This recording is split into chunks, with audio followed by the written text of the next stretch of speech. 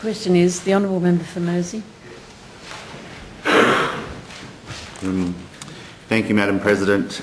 Before I start, Madam President, with my speech, it's a bit of an epic, so in the gallery you may wish to duck out and buy some groceries or have a coffee, pay a bill and then return for the clothes. If you're watching at home, clothes in the washing machine, grab a book or a crossword. Some colleagues in here might take this opportunity to go and get some other draft speeches and legislation.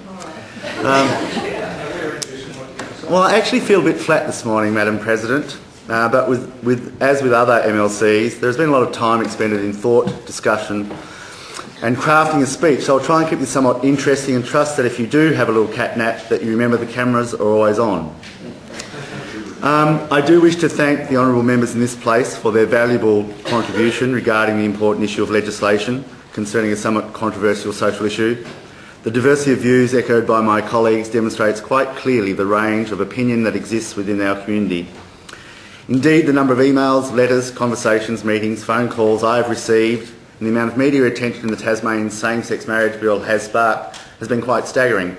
Communication has been received from individuals from my local community, statewide, nationally and even internationally. I've responded personally to most letters and emails that I've received, although replies to some email addresses did bounce back, and I have had a number of valuable phone conversations. I must admit that I chose not to respond to the text messages I received on my mobile. That would not have been an effective use of my time, as my texting skills compared to my nieces and nephews leave a lot to be desired. Madam President, for the record, the vast majority of the few thousand responses on this issue were respectful and quite clear in the message they conveyed. Many encouraged me to vote in a certain way. As we're all aware, Madam President, it is not possible to accede to all demands, and thus it is important that as members of this House we listen, we clarify, research and absorb the information and documentation relevant to this issue. We reflect and draw on our own values and experiences. We consider the views of our constituents and the likely impact of the legislation on fellow Tasmanians. Only after this process are we then in a position to make a determination. It is rare for me, Madam President, to spend a significant amount of time at the podium, as I usually try to keep my speeches relatively brief and to the point. I often don't like to repeat information that has already been expressed by other honourable colleagues, as I find that to be a futile exercise, and I prefer to spend more time in committee advancing the bill. However, Madam President, as I've mentioned, regarding the same-sex marriage bill, I'm more than comfortable in digressing from my own conventions. I believe that it is important for me to place all the cards on the table, so that regardless of whether they agree with my decision or not, individuals from my electorate can draw comfort from the fact that I have researched and investigated this issue in significant depth, and that my vote reflects the genuine feelings of many of those in the Mersey electorate. As already mentioned, Madam President, it is not possible to appease every individual, nor is it my role to convince others that their opinion is not correct or valid.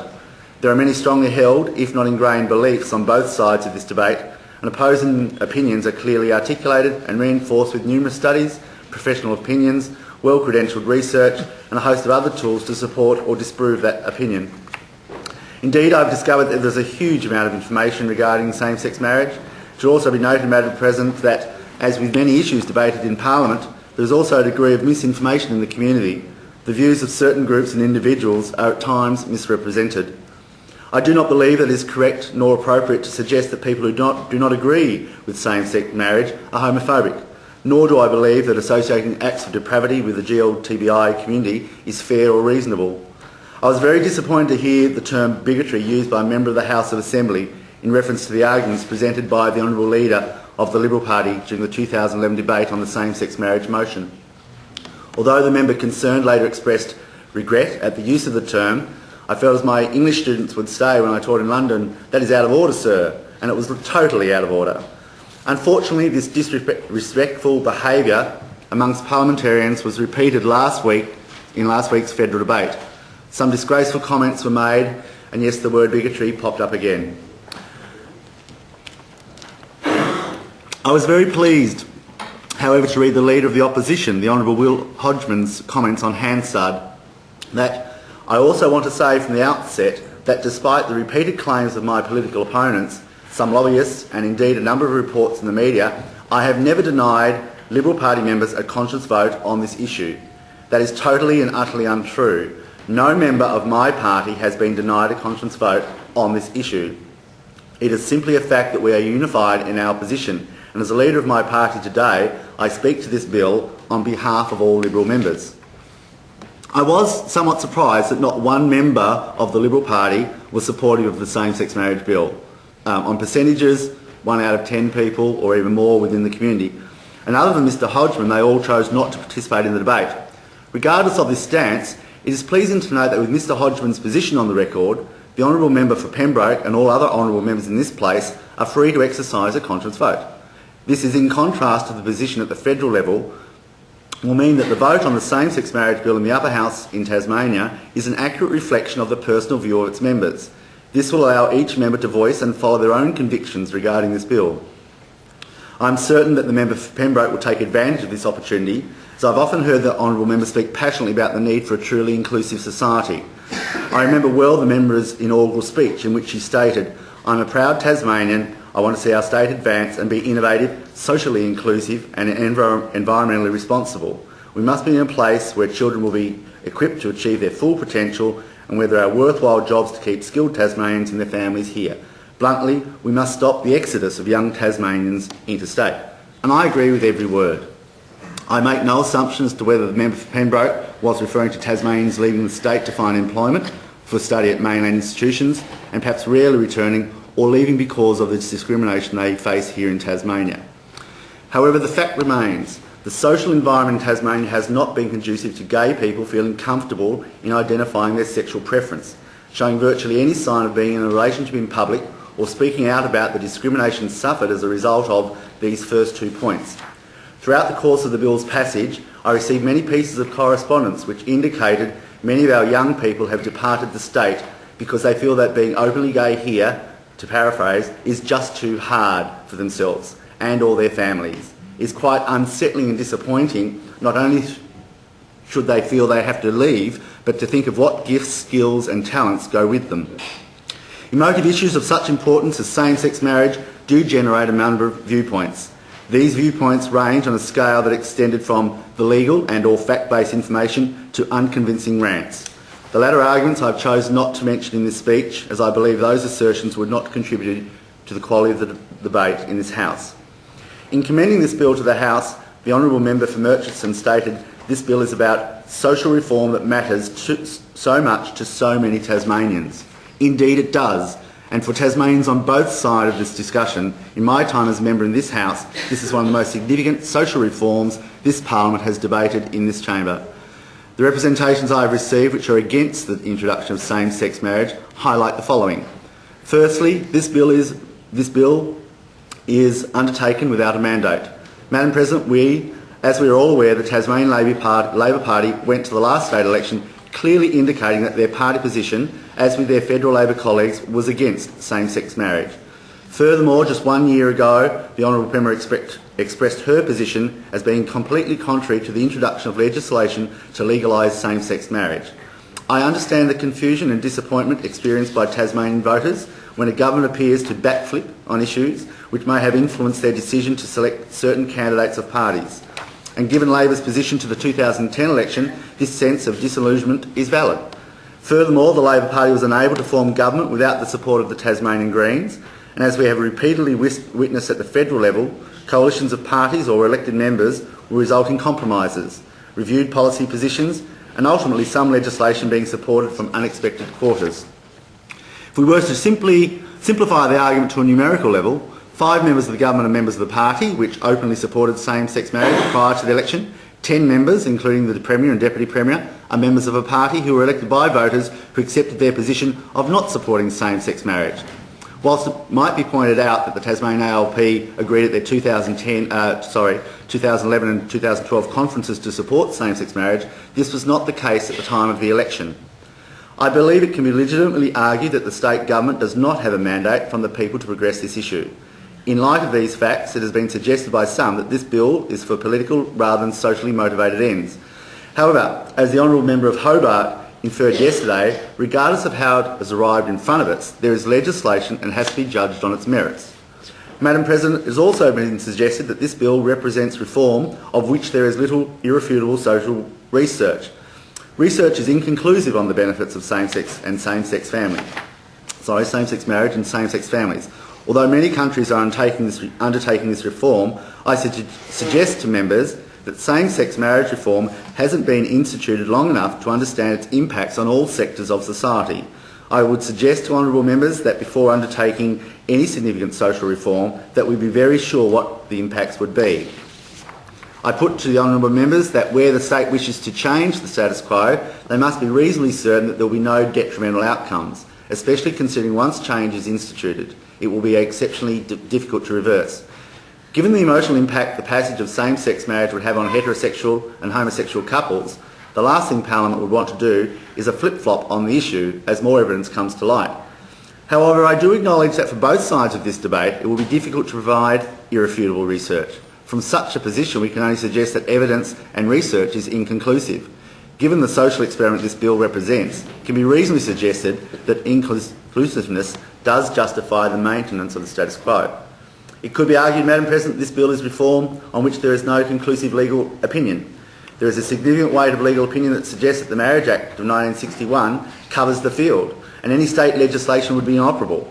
It is arguable that state legislation would withstand a High Court challenge and could ultimately be shown to be a costly exercise in futility, diverting valuable resources from schools, hospitals and other activities and services needed to support the disadvantaged during a period of fiscal austerity. One constitutional matter important relates to Section 88EA of the Marriage Act. This prohibits marriages solemnised overseas between gay couples. Although the Tasmanian Bill is not expressly inconsistent with Section 88EA, it clearly undermines its purpose. That is, marriage should be between a man and a woman.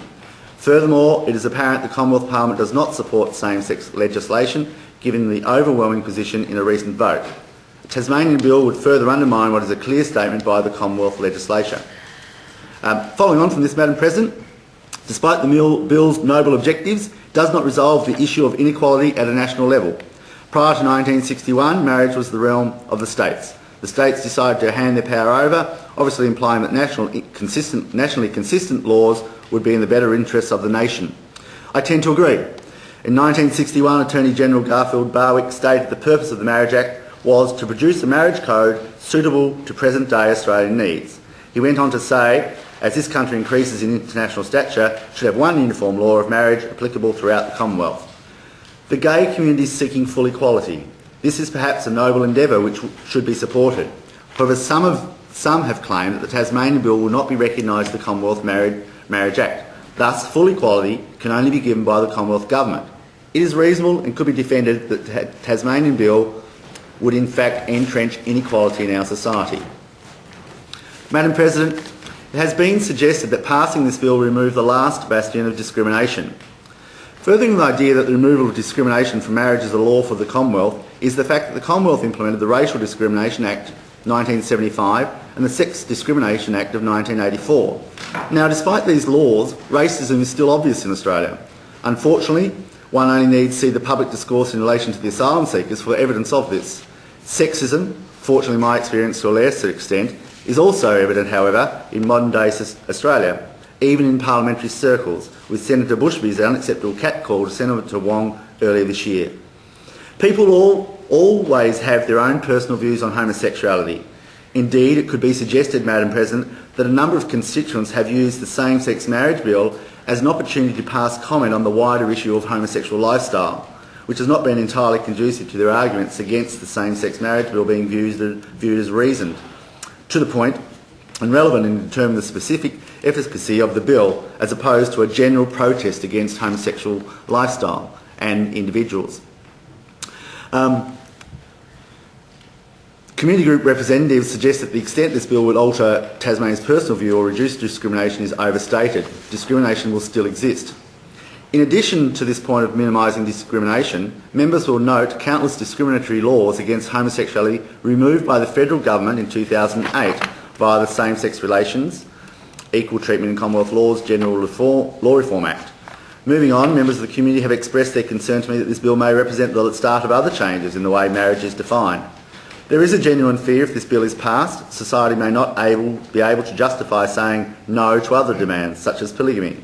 Some people fear changes in definition will lead to a decrease in the value that marriage is held. Finally, I am the elected member for Mersey, and like the honourable member for Murchison, whose constituents were overwhelmingly in favour of same-sex marriage, there has been a 50-50 split in the Mersey electorate between constituents contacting me in support of this bill and those urging me to oppose it. This was affirmed in the recent EMRS poll, which showed that 52% in the north and northwest supported same-sex marriage. 52% is far from conclusive, and again I reiterate that more than a majority support is desirable for such a significant social reform. It is clear to me that at least a significant proportion of my electorate could regard progression or change as not always being for the betterment of our society. Madam President, I have heard the supporters of same-sex marriage predict that millions of dollars may flow into Tasmania as a result of an avalanche of same-sex couples wishing to marry in this state. However, personally I believe this is a social issue and is not an economic one. Therefore, Madam President, I will not dwell on the financial advantages. In line with my position that same-sex marriage is a social issue and not an economic one, I will not make detailed comments on the potential cost of a High Court challenge if the bill is successful. There seems to be a difference of opinion between qualified legal teams and experts about potential financial impacts. So therefore both positions rule themselves out in my mind. Madam President, I suggest to honourable members that the factors I have outlined so far make this bill one of the more uncertain bills to come before this House in terms of its social, political and constitutional legitimacy. However, Madam President, this bill, even if it is not passed, is a representation of how far Tasmania had advanced in regards same-sex couples.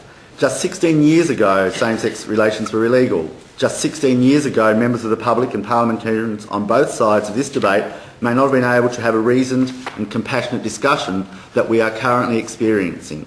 Tasmanians of all backgrounds and beliefs should take heart in this progress. It has even been expressed, Madam President, that it is too soon for Tasmania to take a lead role in what is perceived as a Commonwealth issue, although it has also been expressed that with same-sex marriage rights floundering on the federal stage, it is exactly the right time for Tasmania to introduce social equality and lead the rest of the nation. Madam President, I mentioned earlier in my speech that it is important when making decisions regarding social legislation that members of Parliament uphold the values that their position affords and are responsive to the current and future needs of their own community and all Tasmanians. Whilst decision-making at times includes compromise, parliamentarians need also to remain true to their own values. In my inaugural speech, I mentioned the values of dignity and respect. In assessing and evaluating the viewpoints of constituents regarding the same-sex marriage bill, it was important for me to return to my inaugural speech and reflect on the ideals and personal values as outlined in that speech. I said, like many Tasmanians, the people on the North West Coast, and especially those in my electorate of Mersey, are down-to-earth, practical, caring and supportive people who want their representatives to have the capacity to make objective, rational and transparent decisions. Constructive debate, problem solving and working with each other to manage complex issues are what living in and being part of a dynamic community is all about. And my electorate will expect me to represent them with integrity and sensitivity. Many people understand and appreciate the need for a community to have a diversity of opinions and that each person's experience and background will orchestrate a range of ideas and viewpoints which may be in direct contrast to their next door neighbour. I'm a good listener. I look forward to conversing with many people on the myriad of issues which will arise. Life is about networking with all types of people, Madam President, and communities, and having the capacity to adapt, adopt and learn from others. It is about expanding our personal and communication networks and having the ability to draw on those experiences and thus make more informed judgment and enlightened decisions. This speaker, while fundamentally an optimist, and that is how I choose to live my life, is also acutely aware of the realities which exist in our communities, this state and country, and indeed the global society. There is a need for resilience, community support and care. There is a need for tolerance, empathy, respect. There is a need for freedom of speech and acceptance of responsibility. The capacity for an individual to choose a lifestyle without fear of ridicule, embarrassment and discrimination are also very important aspects of a considerate and empowering society. Madam President, in my formal career as a high school teacher, I found that throughout I was forever drawn to and working with students and families who are doing it tough. After completing a graduate certificate from Newcastle University, specialising in emotional disturbances and behaviour management, I became really interested in student behaviour and their relationships with various groups. I was intrigued with the challenge of reconnecting students into schools as part of a community building process. Young people are very special beings who need to be nurtured, who need to belong. Well, at times they need their own space, and I have no idea where that is. but they also need to be connected to and at least feel as though they're a part of a caring community. Even more so at risk of students who, as they're growing up, questioning their own sexuality, which is quite a normal process, are then subject to many feelings, comments and behaviours which can be detrimental to their health and well-being. In 1994, I assumed a leadership role within my municipality as an elected member and was the Deputy Mayor for 4 years and continuing as Mayor for the past 11 years. And over 20 years in local government, I became acutely aware of the need to provide safe and supportive communities. I was therefore interested in a number of the social inclusive processes, such as community-based learning, restorative justice and principles of restitution. Throughout this journey with the same-sex marriage legislation, my role as Mayor has enabled me to access and contact with many individuals and a host of community groups to listen to their diverse views from people with a variety of perspectives and backgrounds. Interestingly, whilst there were very passionate views from people at either end of the spectrum, I discovered that there was also a large contingent of people who were quite ambivalent towards the issue. Many commented that they couldn't see what all the fuss was about, or that there were many other more important issues the government should be focusing on. I believe one of the most vital factors in successful, trusting and invigorating communities, regardless of the size or the socio-economic status, is the quality and the vision of the leaders. The importance of the trust the community has in its leadership group cannot and should not be undervalued or underestimated. As the debate on same-sex marriage has encouraged a variety of opinions, one does not expect the leader or a leadership group could possibly agree with the position of everyone in their communities. However, I do firmly believe that there needs to be a healthy respect for processes to ensure that ensure people can express their opinion without fear of ridicule or retribution, and that their opinion will be valued. I purposely chose not to indicate my position like the member for Elwick on this bill before today, so that each person who contacted me could focus on their own thoughts and opinions without having to worry about I've already made up my mind or that I've judged them in a less favourable light if their view was different to my own. My opinion might not agree with the view presented by individuals. However, each person would feel as though they have been listened to and will trust that their leaders will make an informed and justifiable decision. Leaders should not feel that they are all-knowing, nor are leaders infallible. However, the issue is how leaders build that trust and what steps are utilised and what attributes do we recognise in successful communities. How do we attain, regain, improve and protect the community's trust in our leaders? Madam President, I believe there are 4 building blocks or foundation stones that are integral to this process. Firstly, there is a need for affirmation of each individual and group, business, club, society or school within our community. People need to feel valued as an integral part of the community, regardless of race, gender, religion, language, lifestyle, background, sexual preference or place of birth. An individual's self-worth needs to be respected, and each person has the right to be affirmed as part of our inclusive society. Secondly, individuals and groups need to be able to communicate their views, feelings and opinions to others within the community without fear of reprisal. Legislation is developed when necessary to ensure that the rights of individuals and groups are supported. Minority groups need to have the same rights and opportunities that are available for the majority. There are many times when decisions are made that will directly impact on individuals and sections of the community. Sensitivity and empathy for those negatively impacted must also be a priority for competent and well-intentioned leaders. The third building block that is fundamental in successful organisations, clubs or communities is cooperation. Tasmanian communities are exceptionally fortunate to have many volunteers who are willing to offer their skills and services for the benefit of others.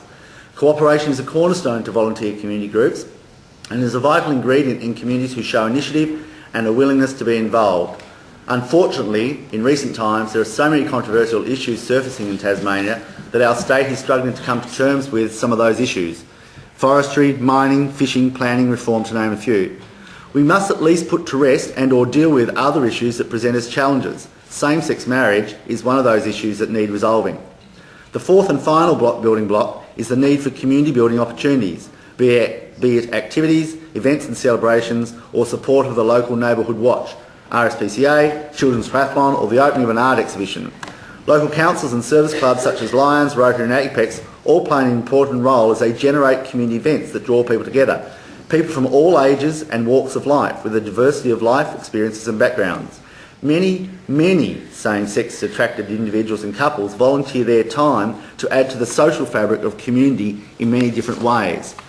Once communities succeed in defining the 4 building blocks, there is already a greater chance for successful outcomes for enlightened, positive communities.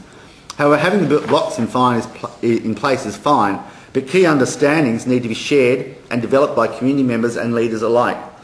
Whilst Tasmania as a state is fortunate to have many of the building blocks in place, it is imperative that we continue to strengthen and look at the weaknesses within each area or each building block.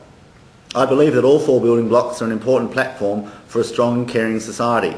How do we affirm that everyone is important? What can we do to improve communication, cooperation and promote statewide events and activities? I believe there are a key number of understandings that are required before a community can trust the decision makers and leaders. Self-respect. In all we seek to be or do, we must ensure that our young and our elderly, our frail, our strong, have the personal strength to believe that their thoughts, feelings and actions have at the core a value of self-respect. Regardless of what confronts each person, we, as elders and leaders, must ensure an environment which promotes self-respect and indeed allows and understands that individuals will make mistakes, will make wrong decisions and at times will need guidance and support to retain, regain or repair their self-respect and self-worth. We need to break down the barriers that stand in the way of equality and equal access. I have heard from some honourable members about their view of respect, Madam President, and I must admit that their definition of respect and how that is demonstrated differs far greatly to my appreciation of the world and what that means. Caring for others is a fundamental key understanding that allows communities and societies to grow and to be strong. An individual or community group which is self-absorbed and self-focused loses sight of the importance of the need to care for others. It is difficult for some to believe in this key understanding if indeed they have never experienced nor have been the recipient of care by others. Too often we appear to worry about how a decision may inconvenience or marginally impact on our own life instead of focusing on the tremendous support and feeling of self-worth that decision can give others. Thus, resilience is a much desired personal trait as individuals face hardships and lonely times. The impact of death and damage on communities is at times obvious. Caring communities face tough times but also show remarkable support and resilience.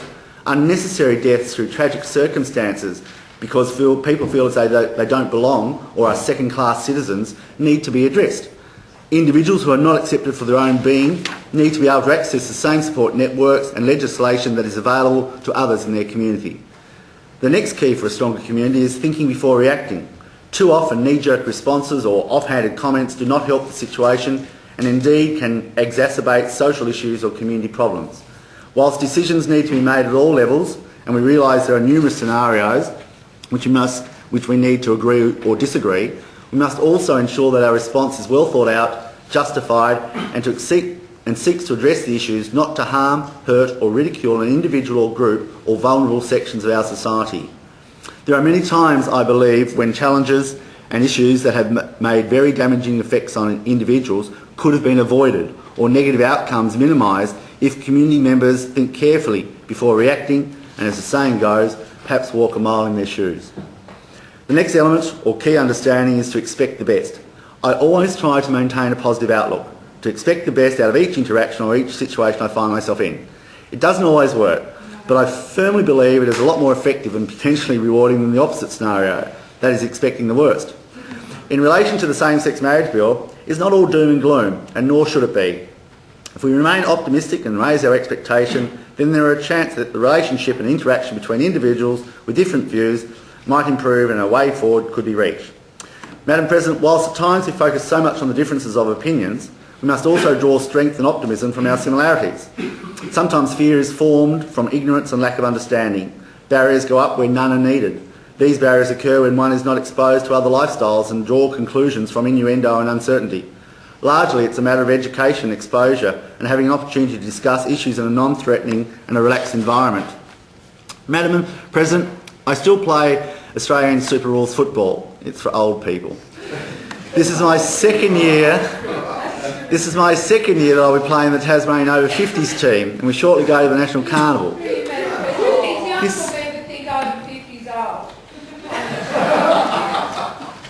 Not in relation to some.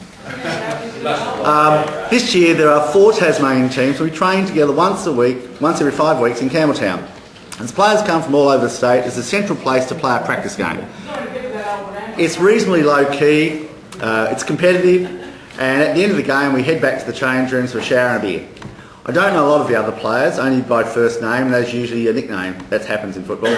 So they're not blokes I've had a lot of conversation with as yet. However, at the end of training, Madam President, I was showering the large communal shower 3 others under the showers and 10 or so waiting in the same area.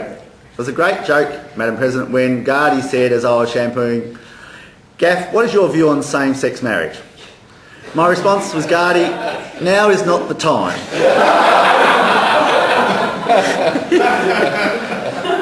After everyone stopped laughing, which I'll tell you about 10 minutes, I could see many of the players relaxing and actually talking about the issue, and I was pleasantly surprised with their willingness to accept a diversity of views. It was just giving them the opportunity to have that discussion. Madam President, this in no way makes light of the importance of the same-sex marriage bill, but does in fact try to find some common ground, even though people can have different viewpoints. I'm also firmly of the belief we are here for a good time, not a long time. I don't think, Madam President, that some conversations would have occurred 10 years ago. A number of emails and letters I received have had some real concerns about same-sex marriages, and like any couple getting married, there's always anxiety, but we should always expect the best. The final key to understanding is one that, to me, is obvious. If we want successful, positive and peaceful communities, it is fundamental that we look for solutions in a peaceful way. We need to decrease the opportunities for violent and harmful responses or reactions. I believe there is no place in Tasmanian communities and our society for the promoting or justifying of any form of violence or acrimony. Now that we have the 4 building blocks and the community awareness of the 5 keys for increased understanding, including personal awareness and acceptance, our community is ready and better prepared to cope with conflict. When conflict arises within families, within neighbourhoods or communities, where these structures and common goals are in place, people can search for creative and common ways of resolving that conflict.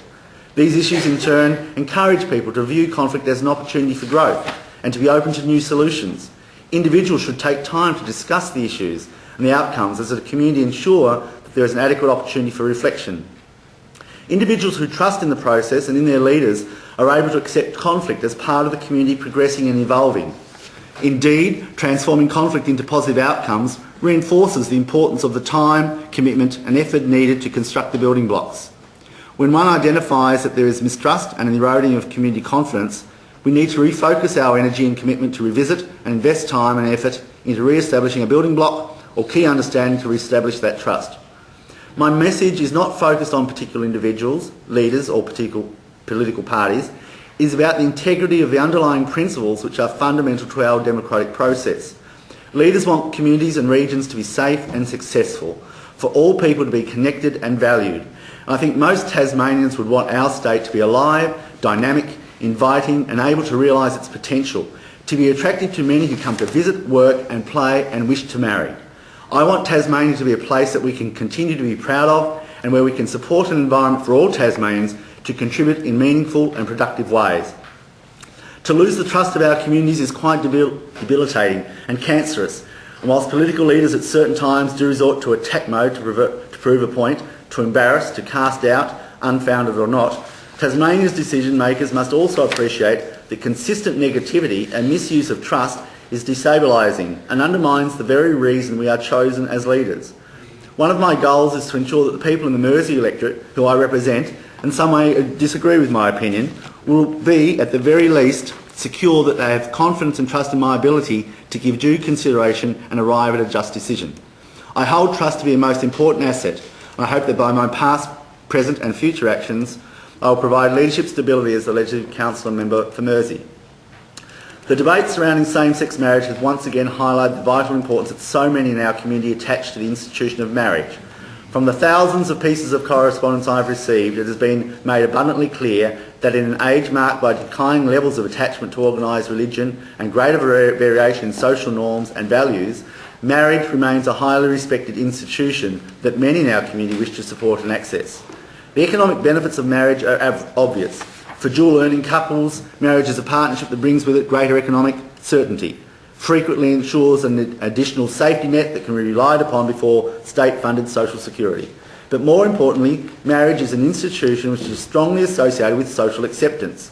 The act of marriage remains an important way for couples to publicly celebrate and declare their love and commitment to one another. Social acceptance and economic security are universal needs that are facilitated by marriage. I believe that all people, regardless of their sexual preference, should have the ability to fulfil these human needs. In my capacity as Legislative Councillor, I have given careful consideration to the many arguments raised by the members of my own electorate of Mersey by those in other parts of the state.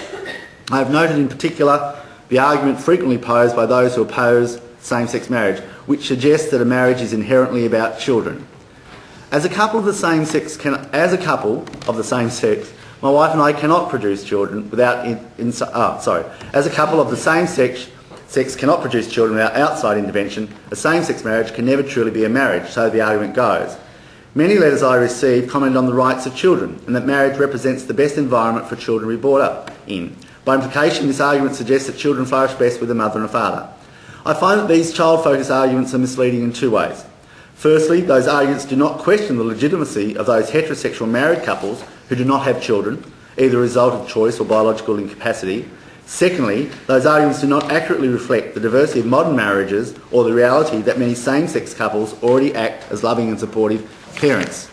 This is supported by the Tasmanian Law Reform Institute's adoption by the same-sex couples paper, which uses census data from 2001 to show that in Tasmania, 547 persons reported living in a same-sex relationship. The paper goes on to state that up to 20% of these couples are likely to be living with children. Although the census data is 11 years old, I would suggest the number of persons living in a same-sex relationship has only increased. Madam President, the Tasmanian Parliament recently passed the same-sex surrogacy bill, thank God for the upper house, thereby acknowledging that same-sex couples are capable as mothers and fathers in raising happy, healthy and safe children. There is evidence to support this. In 2002, the Australian Journal of Family Law published research shows no discernible differences in the children of heterosexual or homosexual parents regarding children's level of happiness, level of social adjustment, sexual orientation, satisfaction with life, or moral and cognitive development. In 2007, the Australian Psychological Society published a paper stating parenting practices and children's outcomes in families parented by lesbian and gay parents are likely to be at least as favourable as those in families of heterosexual parents, despite the reality that considerable legal discrimination and inequity remain significant challenges for those families. Finally, the American Psychological Association published research that there is no scientific basis for concluding that gay and lesbian parents are any less fit or capable than heterosexual parents, or that their children are any less psychologically healthy and well-adjusted. Furthermore, in Tasmania, the Adoption Act of 1988 was amended in 2004 to include gender-specific terms that had previously precluded some same-sex couples from applying to adopt. Under the Act, couples may adopt if they are married or parties to a significant relationship. A significant relationship includes heterosexual and same-sex couples who are related to the child. There are other restrictions, Madam President. However, Tasmania recognises same-sex adoption and same-sex surrogacy, not to mention that same-sex couples are able to be foster parents and carers. If this debate encompasses children's rights, then do we not owe the children the right to grow up in a stable environment that a marriage brings? In light of the evidence, the argument that marriage should remain a bastion for heterosexual couples in order to protect the children is reduced. On this, Professor Lee Badgett states, overall, the experience of same-sex couples in two countries, the United States and the Netherlands, suggests that same-sex couples and their families are strengthened by a policy of marriage equality for same-sex couples. Moreover, I suggest that given society's collective belief that marriages strengthen communities and the partnerships of the individuals concerned, it is only logical to accept that children of same-sex couples will benefit from a sense of stability when their parents are able to marry. As a society, we are concerned about the rights of the child, and often it is proposed that a married couple provides stability and certainty for children. Thus, if we follow through that concept and line of thought, that adopted, surrogate or foster children who have same-sex parents, which is legal, will have greater opportunities and security if those parents can marry. Or, as a society, Madam President, are we implying that the children adopted, surrogate or being cared for by same-sex couples do not deserve the same security and care that is afforded of children of heterosexual couples? I cannot believe, Madam President, that as a society we would wish a different scenario or outcome for any child other than the best possible environment merely based on the sexual orientation of both of their parents. I have heard some honourable members refer to their electorate as their patch. All of us have received many communiques from individuals within and well outside of our patches. For instance, I've received many emails from the East Coast There are obviously many creative, passionate and caring people, and they speak highly about their village or town and also their community and their elected parliamentary leaders. They express their desire for same-sex relationships to be equal with that of their heterosexual neighbours and friends. They express their view that has always been expressed and supported by a number of heterosexual couples, recognising the inequity which currently exists. Many of the messages suggest that children are not the main game behind the same-sex marriage bill. The main aim for same-sex marriage is the right for consenting adults to commit to having a loving, caring and respectful relationship. The right to commit to feel loved and be loved with a partner, to look after in sickness and in health. Gays, when finding a soulmate, just want to ask the question, will you marry me? Instead of, would you like to sign a deed of relationship? As a community, aren't we trying to promote stability, care and togetherness? Why should the right of marriage not be available for each and every adult? Is it really fair to say that what they've got already is enough? Or why would they want to get married anyway? Those words come so easily when you have the choice. Same-sex couples do not. In fact, as one partner put it, we work full-time and have done so for our full working life. We pay taxes, we conduct volunteer work and have many friends and family here, and we operate a small hobby farm. As far as I'm concerned, we should have the same rights as any other couple to marry. The law-making process is never a simple one, as the debate surrounding the same-sex marriage bill has demonstrated. It can be one that requires us to take a step into uncharted territory. I have listened and considered the view voiced by some in our community that state-based change for marriage equality is insufficient because it never can deliver true equality. Indeed, it might be right that state-based reform will always be a poorer compromise to reform at the federal level, but to my mind, this argument is not one that should stop us from at least beginning the process of marriage equality here in Tasmania, especially when a change at the federal level at this stage is unlikely. In this context, it is also worth bearing in mind that marriage equality tends to be a process that is implemented from the ground up. In Canada and the United States, same-sex marriage legislation has been implemented on a state-by-state basis. Indeed, Australia would be bucking the trend internationally if recognition of same-sex marriage was not commenced at the state level. Also, I wish to comment on the important issue of the constitutionality of the bill. The issue of constitutional validity is one which has weighed heavily in my decision-making process in relation to the same-sex marriage bill.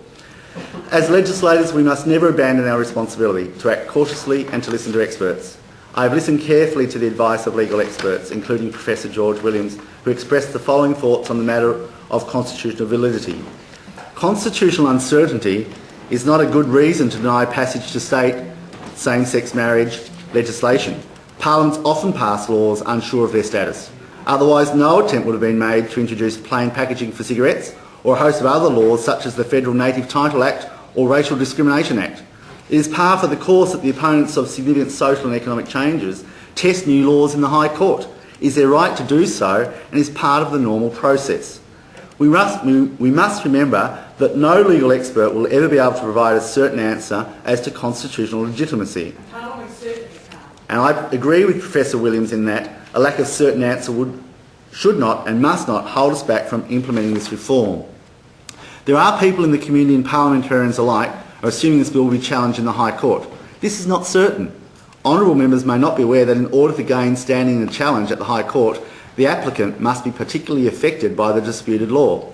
Given their power over heterosexual marriages, the Commonwealth can challenge. Beyond the Commonwealth's obvious standing, it's difficult to see who could challenge this bill. For instance, legal experts such as Professor George Williams have cast doubt over whether Christian lobby groups can challenge the law. In the context of constitutional challenge, it is worth bearing in mind Tasmania's history in Australia's highest court. It was 1983 when our then state government argued its case in the High Court against the Commonwealth Government's plan to protect the Gordon Below Franklin Dam, now one of Australia's and the world's most significant environmental sites. Then in 1997 the Tasmanian state government was again before the High Court, this time as a defendant for upholding discriminatory laws which criminalised homosexual conduct by consenting adults. As these cases demonstrate, Tasmania has not always been associated with the right side of history. Indeed, sometimes, as in the 1993, we have openly attempted to frustrate the path towards ensuring equality and access to human rights. The same-sex marriage bill, which ensures that the right to marry is extended to all Tasmanians, ultimately reflects the compassionate and caring spirit inherent in our Tasmanian community. And if a constitutional challenge was mounted, this bill, with its legislative intent of equality and fairness, is one that all Tasmanians could and should feel proud to defend. Furthermore, as a legislator, I have no concerns if the bill is challenged. There are several issues regarding marriage and its definition that need to be resolved. If this bill serves to push the issue at the federal level, or the High Court clarifies the state's ability to legislate in regards to same-sex marriage, then I remain happy to support this bill. The possibility the bill may be declared invalid does not change my position. If the possibility of an invalid bill stopped us from legislating, very little reform could be undertaken. The constitutionality of this bill can be heavily debated, but this House is not the place for it. No one can say outright whether Tasmania will win or lose a High Court challenge, but leadership is about challenging the status quo. In summary, questions around the constitutional validity or otherwise of this bill could not be or should not be a determinative factor in honourable members' support or otherwise of this bill. Admittedly, only the High Court can answer the questions of this bill's validity. However, genuine concerns about what the High Court's answer may be should not stop us from asking the question in the first place. Some people argue this legislation will redefine marriage. Implicit in this argument is a belief that marriage is some immutable institution. It is not. Government defines marriage. The Commonwealth defined it in 1961. Prior to this, it was in the realms of the state. Government is able to redefine it as it wishes in order to reflect a majority of society's values, which are fluid and ever-changing. Government did not discover marriage, it constructed it. To provide an example of the fluidity of the term, in the 1700s, marriage between a Catholic and an Anglican was not recognised as law. Such a stance would be ludicrous now. Changing this aspect did not lessen the value of marriage, or nor will changing marriage to incorporate same-sex couples. Furthermore, protecting the rights of women within marriage, or divorce laws and reproductive controls, are all social changes that have influenced the evolution of marriage. Marriage has changed and evolved over time. It is not static. Extending the opportunity of marriage to all Tasmanians is another positive refinement that will strengthen the institution. It will not weaken it. I reiterate that marriage is not immutably fixed. This does not mean that we start on a slippery slope, where people will be able to marry without any societal boundaries. And while I cannot predict the future, I trust future community leaders will legislate with respect to acceptable community values and standards.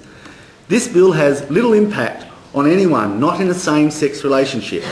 I am sure that 10, 20 or 50 years down the track, not allowing same-sex couples to marry will be viewed in a similar vein as how we view previous definitions of marriage.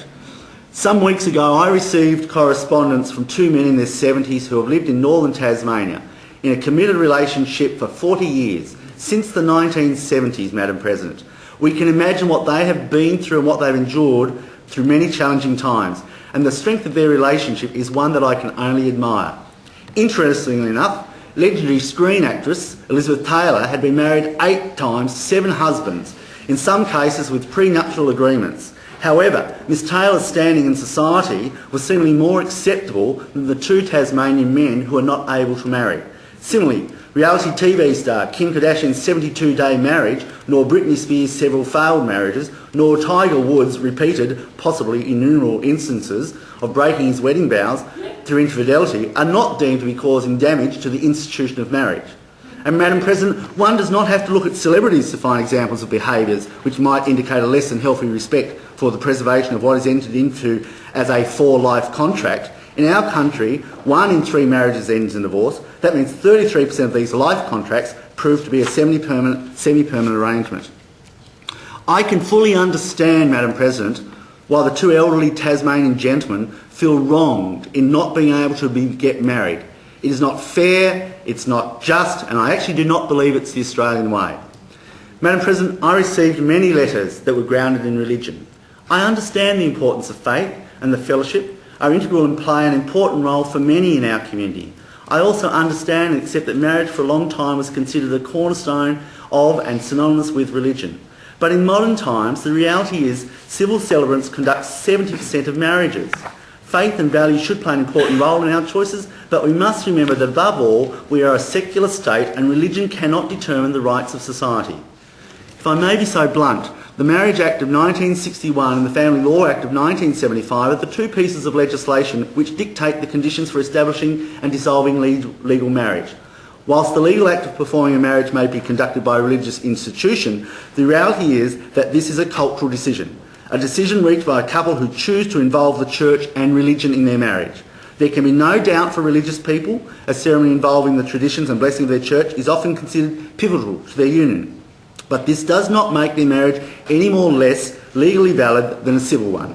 In the unfortunate case of divorce, it becomes readily apparent that the dissolution of marriage is not a religious but a legal matter, regardless of whether the marriage was solemnised by civil or religious authority. It is my understanding that there are concerns in the community and amongst church groups that legalising same-sex marriage could lead to religious organisations being forced to perform ceremonies for homosexual couples. I can certainly accept that given the interpretation of the Bible on the subject of homosexuality by many churches, that this would be quite alarming. However, this bill imposes no obligations on religious institutions to solemnise the marriage of same-sex couples. They are free to choose who may marry in their church, as they are to decide who may be baptised or receive blessings, and they have no obligation to marry same-sex couples. I do not believe that politicians would seek to impose this secular legislation on a religious group, any more than gay activists would disrespect the right of the church to determine which criteria apply in order for eligibility to partake in religious rites. Madam President, I understand the importance of the church and its fellowship within our communities and societies. The church and its leaders find themselves in an unenviable position, and one where for many a marriage is between a man and a woman for life sanctioned by God. However, even within the church there are also different points of view.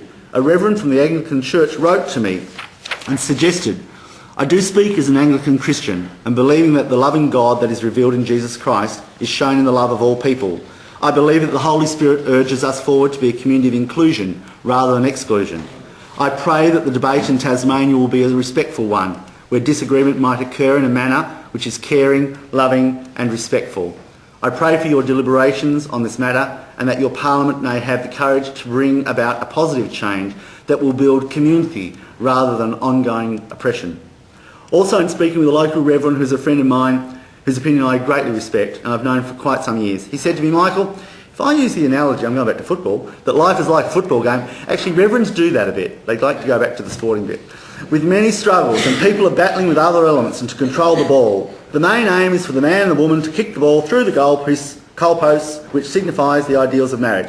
Now the advocates of same-sex marriage, Michael, wish to move the goalpost." I thought about that for a while because he's a pretty clever reverend. And I understand that a goal for some people might indeed be marriage, a place where a man and woman can grow together and share a life, committed to each other. However, I did respond and pass the comment. "Reverend, I don't think the goalposts have moved. I just believe that same-sex marriage increases the size of the playing field, which will allow more people to experience the joy of marriage and achieve their goals, and it would not interfere with the other players. It might actually make for a better, a more inclusive game and a more inclusive society." More players to choose from. That's it. I now turn to a recent Tasmanian EMRS poll on same-sex marriage. Noteworthy is that 95% of participants in the 18 to 24 age bracket support same-sex marriage. It is really pleasing to see young people so overwhelmingly in favour of fairness and equality. I received a letter from a young Tasmanian woman saying that young people do not need to accept or come to terms with same-sex equality, and that they don't need to decide that what we want to share our marriage laws with them. We just know instinctively that all people, regardless of gender or sexual orientation, should enjoy equality before the law and support from their communities. Honourable members, it is clear that Tasmania's future lies in good hands. It is a future that we should all look at proudly. Turning back to the EMRS poll, 61% of participants support same-sex marriage. 4 of the 6 age brackets supported same-sex marriage. All regions of Tasmania supported it. In only 2 demographic groups out of the 33 was there a majority that did not support the same-sex couple's right to marry. There is obvious support for this bill. One point that should be noted is that while 61% of participants agreed that same-sex couples should be allowed to marry, 55% believe that Tasmania should enact its own laws, and 8 out of 33 demographic groups disagree with Tasmania enacting its own laws allowing same-sex couples to marry. While the consensus is still in favour of Tasmania's same-sex laws, I found the distinction between the two numbers quite illuminating. According to the poll, there were some in our community, most notably those aged 55 and over, of whom a majority were not in favour of same-sex marriage. Of course, it's only natural that we become more conservative, I suppose, as we grow older. Often those in the older age groups have come from more conservative backgrounds than many younger people today. However, to this group I'd like to share an email I received from an elderly man who made the observation that although he'd been married to his wife for well over 40 years, many elderly couples feel threatened by the old ideal of same-sex marriage. He said, "Old timers are resistant to change, and doesn't surprise me that many of my friends are against this legislation."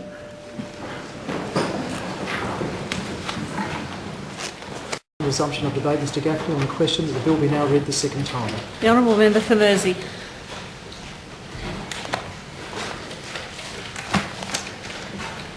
Thank you, Madam President. Before the lunch break, I was at a section where we were talking about, according to the poll, there were some in our community, most notably those aged 55 and over, of whom a majority were not in favour of same-sex marriage. And I did make a quote here, and I'll just continue from there. I said, of course, it is only natural that as we become more conservative, or we become more conservative as we grow older, older those in age groups have come from more conservative backgrounds than many younger people today. However, to this group I would like to share an email I received from an elderly man who made the observation that although he'd been married to his wife for over 40 years, many elderly couples feel threatened by the ideal of same-sex marriage. He said, "Old timers are resistant to change, and doesn't surprise me that many of my friends are against this legislation. Daft buggers, as if it's going to affect them." It's interesting, the view that some people have expressed over their ownership of the word marriage. It is pleasing that many feel so strongly about the word and what it means. However, my wife and I are quite willing to share that word. Having two women or two men also being able to marry does not mean that Mel and I are less married. Indeed, I do not want to give the impression that the majority of the elderly are against same-sex marriage. I also received this correspondence. "Dear member of the Tasmanian Upper House, I support marriage equality because I want my gay granddaughter to be able to marry her partner. I hope you vote in support of this important reform. Yours sincerely, 87-year-old mother of 7, grandmother of 8 and great-grandmother of 6. Some members have expressed concern that a consequence of this legislation might be the impact on education in the schools. Madam President, I taught sexuality in Tasmanian high schools and overseas for 17 years, beginning in 1984. And what do people think we talk about during that discussion within the classroom? Mr and Mrs Smith, 2 boys, 1 girl and a dog called Spot, and everyone lives happily ever after. If you are responsible for teaching sexuality education and worry about how to discuss with students about same-sex attracted individuals, then that teacher should give up teaching sexuality in any school, as they are obviously way out of their depth. I was very interested in the impromptu speech by the Honourable Member for Nelson on the floor yesterday regarding the urgency motion tabled by the Honourable Member for Elwick. Whilst Mr Wilkinson commented that he was somewhat unprepared, I felt it was one of his better and more eloquent oratory masterpieces. But one of the comments that resonated with me, Madam President, was, he said, "I spoke with a counsellor a couple of weeks ago and he said that there are people who have been considering suicide as a result of what is happening within their forests." It was of particular interest to me as on Tuesday morning of this week I met with the mother of Nick. He is a 20-year-old man who came out when he was 17. Nick's parents, Peter and Els, love their son very much and are exceptionally supportive of him. The reason it was of particular interest is that Els said that in a relatively recent Hobart Mardi Gras event, they proudly carried a placard demonstrating their love for their son. I do believe a photo was taken showing the placard and it appeared in the local paper. Nick, who lives on the mainland, is very proud of that photo and the envy of many of his gay friends who did not have any or have little family support. Interestingly, Nick's father, Peter, works within the forestry industry. Not long after the photo was published in the paper, one of Peter's forestry mates knocked on the door, walked in, closed the door and quietly said, "Peter, can I speak with you? I have a gay son and I don't know what to do." It comes as no surprise that there are still so many parents and family members whose first response would be exactly that. "I don't know what to do." If this bill is ultimately unsuccessful, at the very least, if this bill is ultimately unsuccessful, at the very least its presentation, the debate in both houses and the media serve to highlight many of the relevant issues and quite literally it gets people talking. The potential increase in suicidal tendency of Tasmanians working or previously employed within the forestry industry, as mentioned by the Honourable Member for Nelson, is alarming, and our families, friends and community members are right to be concerned. Similarly, we should be concerned about the statistics regarding homosexuals and bisexuals. A paper from the Australian Psychological Society paper from 2007 indicated that homosexual or bisexual people are almost 3 times as likely to have had suicidal thoughts. That was 34% versus 12%. 5 times as likely to have suicidal plans. That's 17% versus 3%. 4 times as likely to have attempted suicide. That's 12% versus 3%. Anecdotal evidence suggests that these rates, particularly suicidal ideation, suicidal attempts, are much higher in rural and remote areas where the effects of socialisation and stigmatisation are often amplified. Surely, Madam President, if we as members, as leaders, have an opportunity to provide equal rights to every adult in our state, why would we choose not to legislate when it's within our power to assist with the protection of a small group of men and women who just want to be able to legitimately ask their mate 4 words, "Will you marry me?" The debate around same-sex marriage has given us all an opportunity to reflect on the fundamental nature of government and leadership. Through this debate, I have found myself reflecting on the fundamental characteristics of a good leader. And it is through this process of questioning that I've reached the conclusion that the most important and vital quality of a leader is the capacity to see both sides of an argument and to be persuaded to change positions in the interests of justice and fairness. Australia, and indeed our state of Tasmania, has seen this kind of genuine leadership on many occasions. We only need to reflect on the tragedy at Port Arthur in 1996 that prompted the then Prime Minister John Howard, who barely 6 months into his first term, in the face of much community opposition, made the bold decision to implement comprehensive gun law reform in this country. In Tasmania, we have also experienced bold decision-making from our leaders. In 2006, Tasmania became the first state in Australia to issue a formal apology and establish a designated compensation fund for members of the stolen generation. Madam President, while we were not the first state to apologise, Tasmania was the first to do both, that is, to apologise and to create a fund. I would ask the honourable members present to consider whether the decision they are going to make today on the fate of the same-sex marriage bill reflects those vital characteristics of good leadership. Does this decision you are going to make today embody your ability to see both sides of an argument and to make an informed decision in the interests of fairness and justice, even if it is not in line with your original position? This debate has not only stirred questions of the characteristics of good leadership, but has led us to really question the role of our government institutions, including the Legislative Council.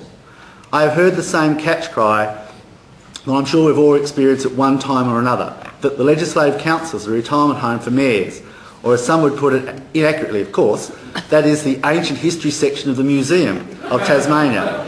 And in fact we are the dinosaurs. For the record, Madam President, I do believe if that were the case, that we are dinosaurs, then we may be from different periods. I will allow honourable members to assess whether they are from the Triassic, Jurassic or Cretaceous period, from start to finish, a time span over 100 million years. You, of course, Madam President, will absolve yourself from that decision. But there's enough time for significant environmental variance, and the case of Legislative Council is perhaps symbolic of generational differences. Whilst I'm sure that we believe these sentiments are misguided, they should prompt us to think about the public perception of the Legislative Council, especially when we are confronted with issues of social significance such as same-sex marriage. Because the truth is that whilst the Legislative Council does play a vital role as a check and balance on the actions of the lower house, and indeed as an important initiator and regulator of legislation, as was evident in the much improved surrogacy bill, however, Madam President, this institution has not always kept pace with changing times. Indeed, the Legislative Council for many years obstructed change such as the deregulation of shop trading hours, a move that few now would argue was not in Tasmania's best economic interest. And as I've already made mention, was the Legislative Council's decision not to remove discriminatory provisions of the Tasmanian Criminal Code which criminalised homosexual conduct between consenting adults, which led to the successful challenge of the High Court in Croom versus Tasmania. I believe, as I'm sure the rest of the honourable members present would agree, the Legislative Council is a relevant and vital part of the system of government in Tasmania. The examples of inaction on the part of the Legislative Council, which I've highlighted, only serve to remind us all that we need to make certain that when an important social issue arises, even if it is a controversial one, we, as Legislative Councillors, consider our role in ensuring that the law moves with the times. If through this reasoning process that we will remind all Tasmanians, particularly in an era of tough financial times and increased public accountability, that the Legislative Council is vital and relevant. As councillors and community leaders, I believe it is incumbent on us to recognise that community perspectives do change over time. And in our role as legislators, we must be ready to respond to changes in community views when the opportunity arises. In the context of the debate surrounding same-sex marriage, I've had cause to reflect on how different life really is for young people growing up in today's society than it was for me when I was a young adult. Young people today are now far more accepting and aware of the diversity in all its forms than ever before. With the benefit of migration, a changing Tasmanian economy and a greater opportunity for interaction with the international community through the rise of information technology, the Tasmanian community is not only far more diverse than ever before, but we are more able to access and experience the breadth of human experience from across the world. Our young people, with their ready access to technology and tech-savvy ways, are in fact at the forefront of this rapid process of globalisation, and their worldviews are adapting accordingly. Our future leaders, indeed our future legislative councillors, are now far more accepting of sexual diversity because they experience this diversity through social media, television and even through the school curriculum. The vast majority of health curriculums for young people now directly address the reality that sexual experience and emotional feelings are not the same for everyone. Indeed, we are now fortunate to live in a time when, for the most part, our young person being told from an early age that it's okay to be gay. Why should our policy making not reflect what our young people and our future leaders are being taught in our schools? Our young people may well ask why our laws on marriage deliberately exclude a love that they are taught is as valid and as worthy as the love between a man and a woman. As we've heard from the honourable members today, the issue of same-sex marriage is a deeply personal one. It is for this reason I firmly believe that the issue of same-sex marriage is one which requires a conscience vote from all members. I say this because same-sex marriage is not a political issue, and to the honourable members present who feel bound to toe a party line on this bill, I would urge you to remember this is not left versus right or a progressive versus conservative issue, or indeed a minority versus mainstream issue. Fundamentally, this bill is about equality and the freedom to love. It is about saying that who we love is a matter of choice, and that our choice to commit to one person to the exclusion of all others is one that the state of Tasmania will legally recognise. In calling for all honourable members to act on their own conscience, I would like to reflect briefly on the very personal nature of this bill. The fact of the matter is, discrimination against gay and lesbian people affects us all. For those who openly identify as gay or lesbian, the law as it stands says to the Tasmanian GLBTI community that their love is less worthy, less equal and less respected than the love shared by heterosexual people. It says to the GLBTI community loud and clear that in our society they do not have the right to marry the person they love. Some of us will have a close and personal connection to this issue. For others, the connection will be less personal. But let us remember that the legal discrimination against gay and lesbian people affects all of us, including those outside the gay and lesbian community. For as long as this discrimination remains, there will always be a parent, a brother, a cousin, a friend or a colleague who must live with the reality that someone that they care for so deeply does not have the same rights before the law to celebrate and declare their love. Honourable members, our young people are bright and perhaps much more closely connected to what is happening in the world around them than what we were when we were growing up. There is hardly a reality show or dramatic series or comedy on TV that does not include people who live and contribute to our community whilst comfortable in having a different lifestyle. Young people today are quite resilient, are more accepting of different lifestyles. It's time that we allow same-sex marriage to be part of our social landscape and not to alien from it. And again, to those of you who still remain undecided on this issue or who are inwardly battling against a sense of compulsion to toe a party line, I say to you, for every email, letter or text message you were sent on the issue of same-sex marriage, stop and reflect for a moment on the ones that never reached you, the ones that could have been sent but weren't because of the sense of personal shame, embarrassment or community prejudice. The email from the 15-year-old boy who is struggling with his own sense of identity in a community where it is just not acceptable to tell your parents, your friends or even your teachers that you think your feelings might be different from other people's. These people, young and old, live in our electorates. They may not be vocal, but they are there. This bill sends a public message to them that their feelings are okay.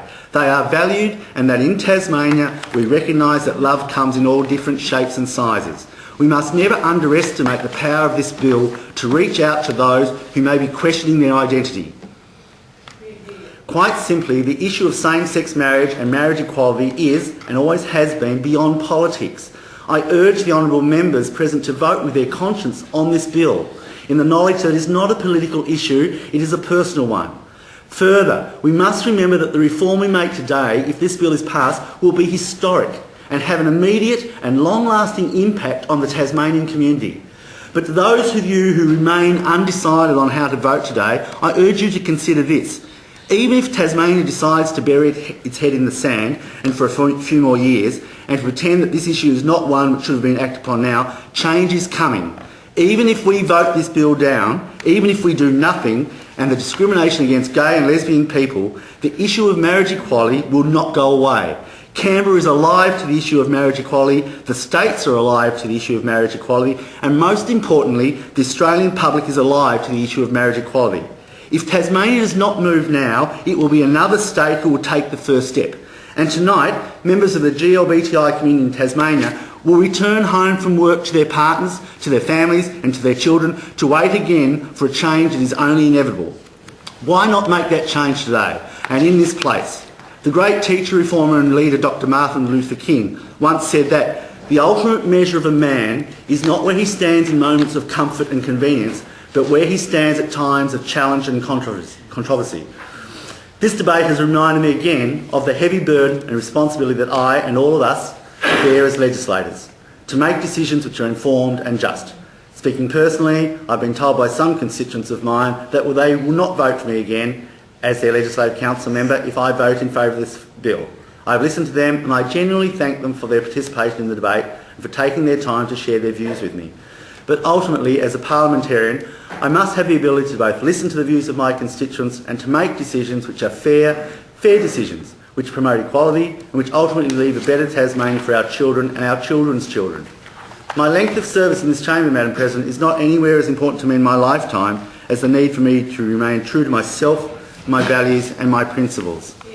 I support the same-sex marriage bill not because it is the easy decision, but because I believe it is fundamentally the right decision.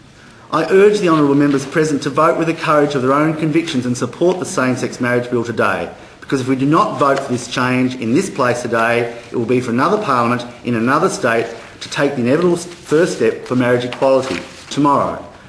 If anyone still believes that Tasmania is the poor, inward-looking cousin of the mainland states, this bill will change their mind. If anyone still thinks Tasmania is in an equitable place, incapable of change, this bill will change their mind. If anyone doubts the compassion and fairness of the Tasmanian people, then let this bill serve as a reminder of people of where we have come from and that Tasmanians are the leaders of the nation when it comes to building a fair and just community which welcomes people of all backgrounds and persuasions. Madam President, that was my initial attempt at putting on record my thoughts regarding the same-sex marriage bill.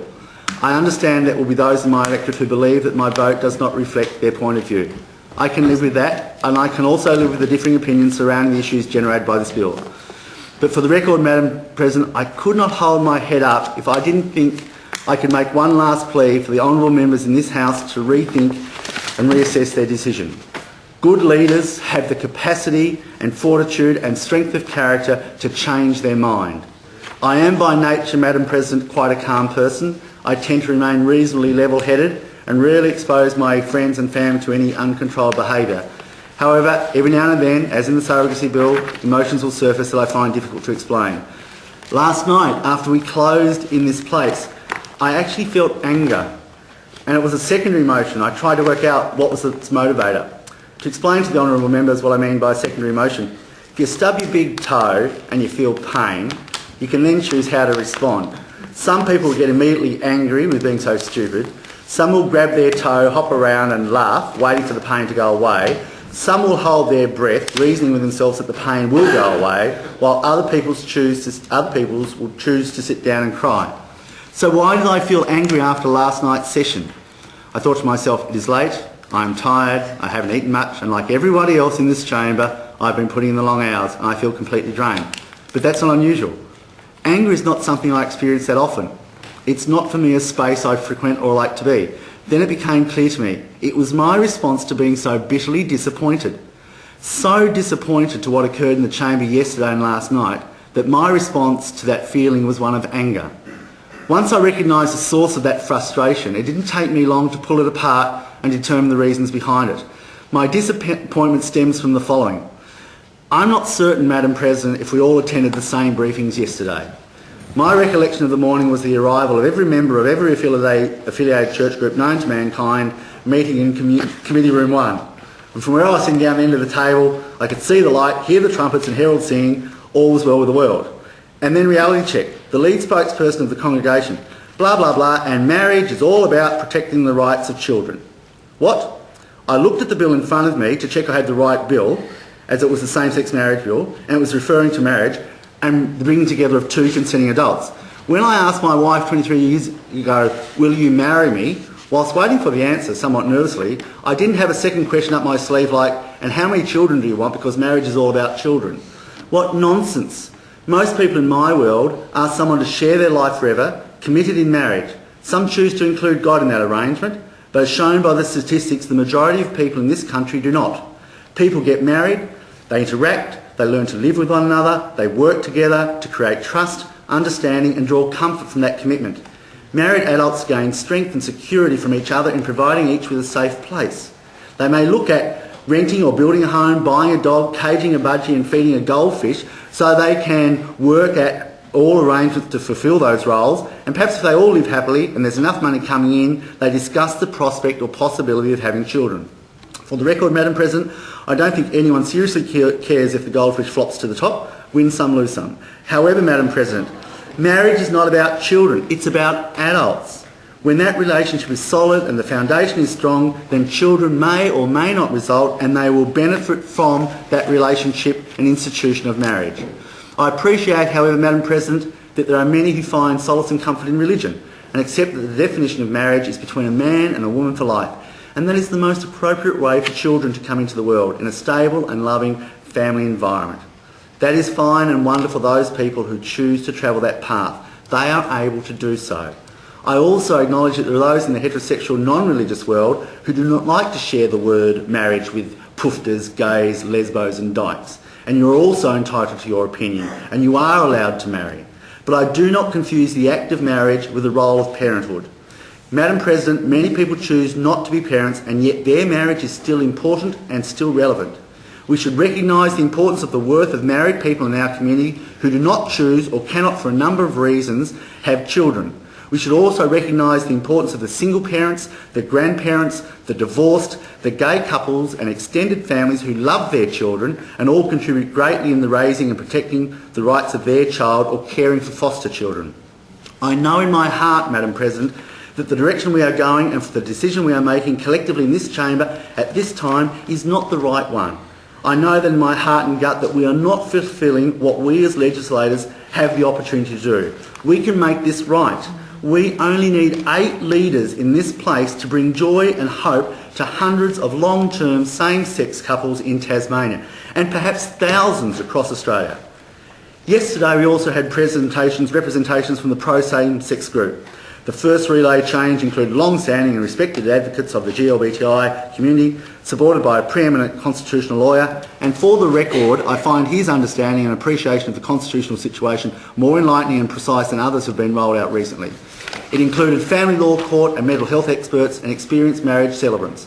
But for me, Madam President, where the rubber hit the road yesterday was the 5 presentations from people who are community members. These are also the people we represent. These are the individuals who from day to day live, work and play in our very communities. People who are part of the GLBTI community are part of our social fabric.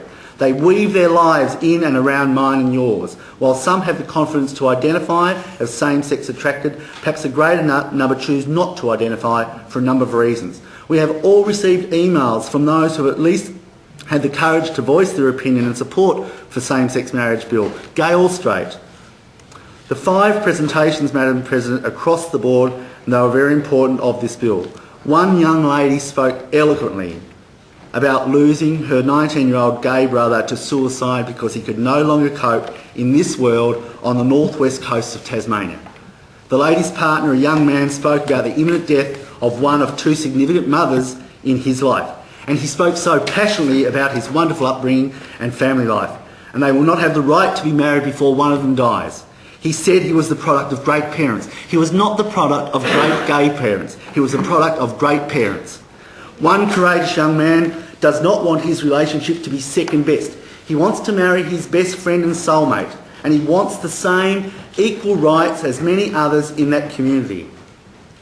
His has not been an easy lot, but I detected no bitterness in his voice, only hope and courage for a better future and a better Tasmania.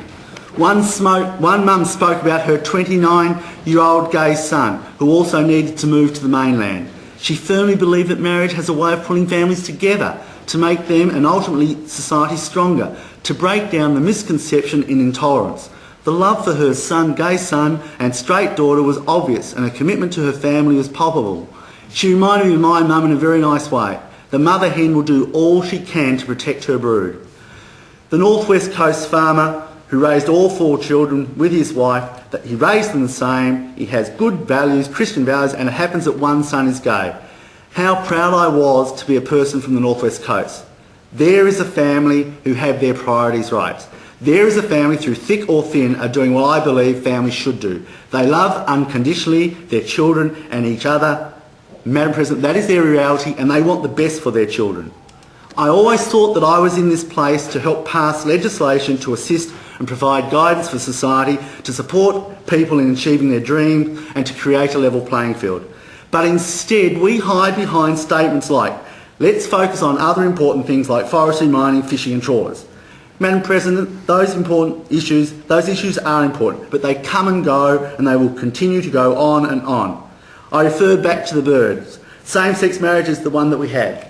Tasmania can actually play a lead role, one where the smallest bird in the flock can fly to the front of the V and lead and let the rest of the states and territories follow until we get tired. But now it's our time in Tasmania to lead. These people are tired. They are exhausted. They are oppressed. And on the other side, I feel people who are exuberant and happy because it looks as though they have won the fight for another day. No, Madam President, no healing in communities is happening in this state today. If we could only get the church to lose what they believe is their stranglehold on the word marriage and accept and not continue to drive a larger wedge between the have and the have-nots and those who have the right to marry and those who cannot, or can we also behind a referendum? Yes, right, as if that's going to happen and if it's going to pass. Or can we hide behind, we cannot possibly afford a challenge in the High Court, it might cost us. Besides, we need to have enough money so that we can put Hawthorn Football Club on the football field for the next 3 years, because that's where we get our political punch and what I'm trying to say. And what human cost? I ask the members what fee we place on human rights and equality. Or, Madam President, if we truly believe in social inclusion and just don't say it because it looks good on paper, then why are we not supporting this bill?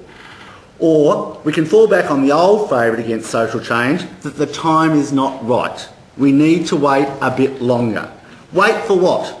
Someone else to lead? Someone else to take the pressure? And while we wait, Madam President, and wait, how many other young people we lose to the mainland, and how many other members of our disenfranchised will take their lives because we do not have the courage to stand our ground and fight for what is right.